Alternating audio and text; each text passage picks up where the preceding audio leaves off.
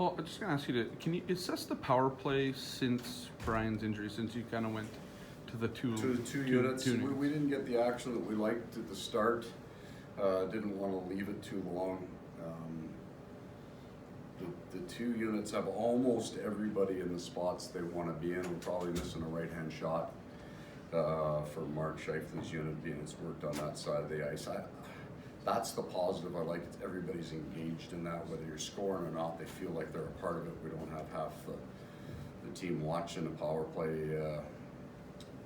The negative is our numbers aren't where we'd like it to be. So how long do you leave it?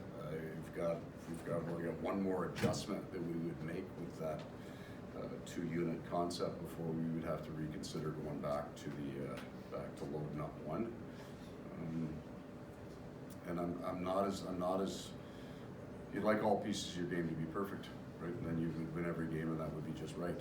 But I'm not panicked about it yet. Josh talked about he feels like there's a friendly competition between the two because if one goes and does well, then they might be the first off on the next one. Is that kind of the idea?